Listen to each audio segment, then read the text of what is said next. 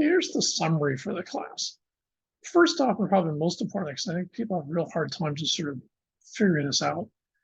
Remember that scale is sort of irrelevant in the subject that we're looking at. It doesn't matter whether you're looking at a bedroom, a home, a mall, or whatever it is.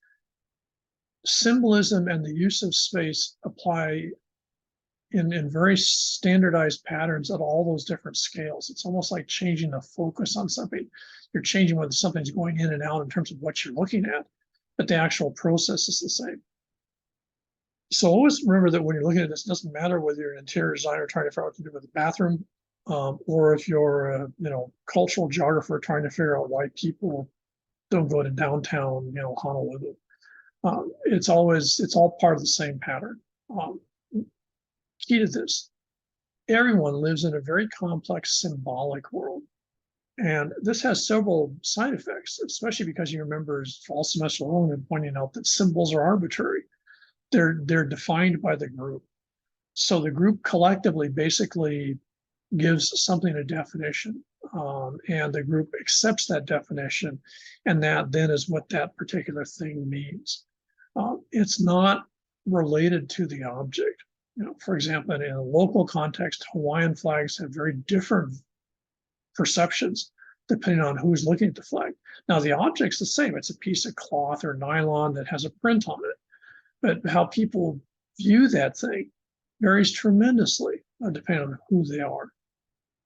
And that's always important to remember that almost everything that people hold important is symbolic.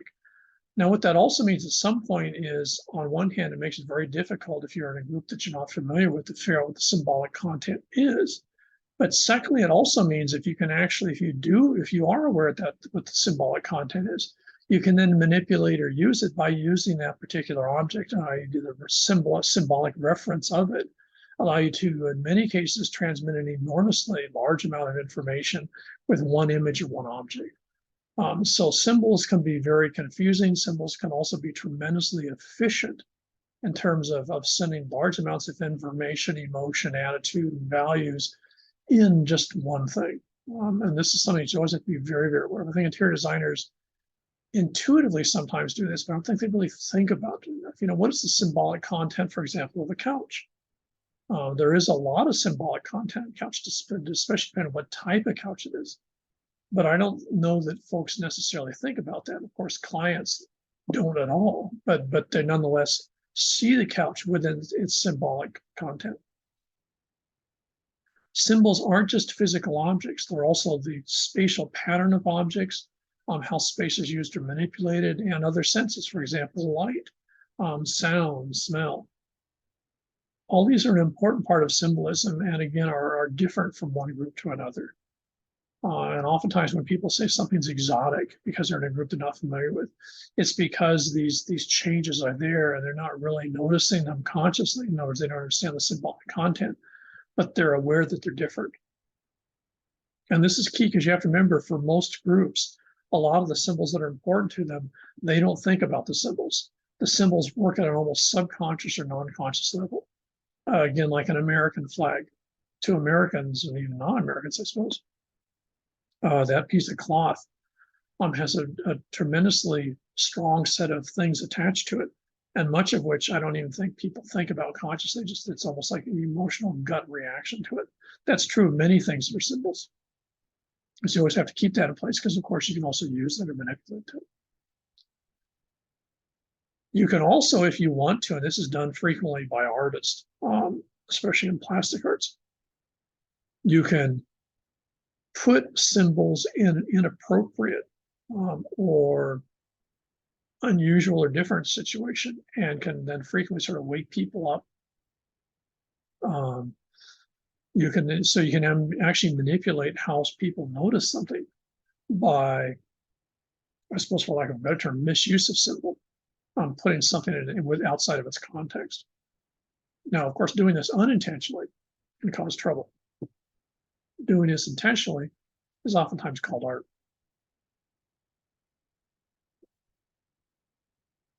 The landscapes and symbols that existed in the past, as long as the group's pretty much the same, have persisted into the present. And a large part of what cultural geographers like I am, or like mining did back in the 80s, is to look at those past landscapes and the evidence that they still have in the present. Again, this was a whole chunk of the semester, especially when you think of the American landscapes. On one hand, they are of the past, but then you still see them, in subdivisions in Kapolei and Ho'opili and such like that in 2020s. So cultural landscapes morph and change, but in most cases, there's some sort of context to the past. And again, you have to remember the sort of weird part about that is even though people want that relationship with the past, they don't think about it or actually understand it. They just expect it. The things that people symbolically put on objects or the other, sounds, noise, whatever it is, are invariably things that are important to them. If they're individually important to that particular person, then that can oftentimes be sort of idiosyncratic. If it's to the collective, then it's a way that they share membership. So again, if you're looking at folks who identify, for example, my background, people that go to powwows as Native Americans, the way that you dress, the appropriate behavior, where you stand, who you stand next to, all this type of stuff, not only is shared by the folks in the group, but it's also in many cases intentionally not shared to folks outside of the group. So it's a way to basically both emphasize group membership and also distance yourself from the outsiders. In other words, insiders versus outsiders, or members and non-members. It also is then a way to manifest shared values and attitudes by virtue of how people use and manipulate those particular symbols. You see a lot of this if you go to the Merry Monarch Festival in Hilo, in terms of the manipulation of symbolism to define group membership, because there's a lot of different groups at Merry Monarch. There's people that go there as tourists, people that go there because of art in terms of dance, people that go there because they've got different agendas.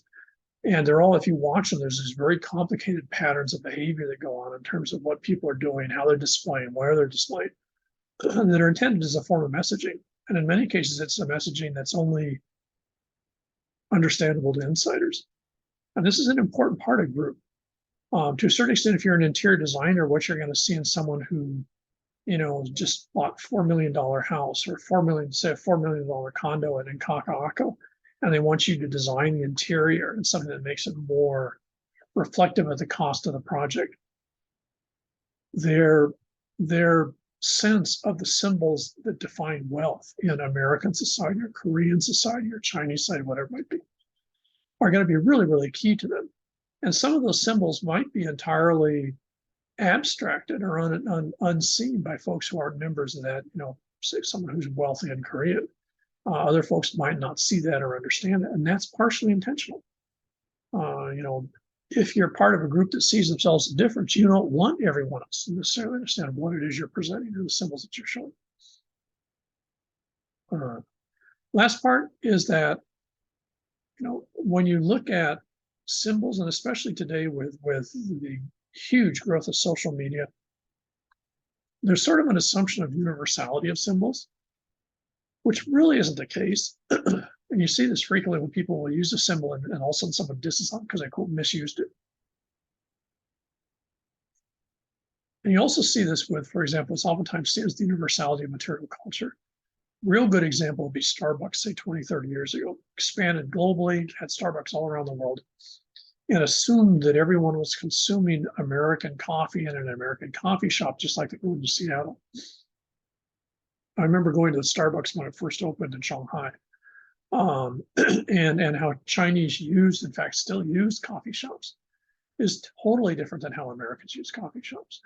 To them, it's a sense of being cosmopolitan, international, being sophisticated, and not being a rural hick. There's a whole set of stuff in Chinese society that involve coffee consumption because Chinese have no tradition of drinking coffee. In fact, in the past, coffee was seen as something of colonialism and they hated it. So coffee consumption, who knows now in Shanghai in 2020s, but coffee consumption in the 1990s, 2000s in China had an entirely different logic to it. And in fact, if you even go to Japan, if you go to Starbucks and Osaka, for example, you'll find that Japanese don't see Starbucks as being the same as Americans see Starbucks. It's the same company, sells the same coffee, has the same products inside, same cups, same everything. The Japanese perception of that and their symbolic logic they put on the coffee shop is in many cases really radically different than Americans. And Starbucks, for example, had a huge amount of trouble with this initially because they assumed that since it was the same object, there was a universality in terms of how the objects were consumed, used, and seen. And that they finally sort of grew up about 15 years ago and realized that that wasn't the case. Other companies that tried to go international have frequently found to their disaster that, how that screws up. So global design is oftentimes a goal, especially of modern social media driven market capitalism in the 21st century. But there's very little evidence that it actually plays out that way. If someone's consuming something that's, American, you can't assume that they're consuming the same way Americans can. They might be consuming it because they want to be seen as American. They might be consuming it because they don't want to be seen as local. You don't know. And it's going to be entirely in the context of that. So the symbol, since there's no relationship between object and symbol, global design has generally been a failure.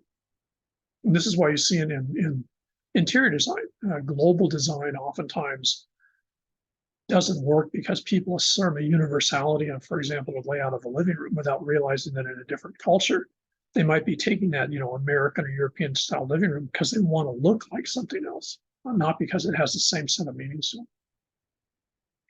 So in that context, it's important to remember that that's why this class is what it is.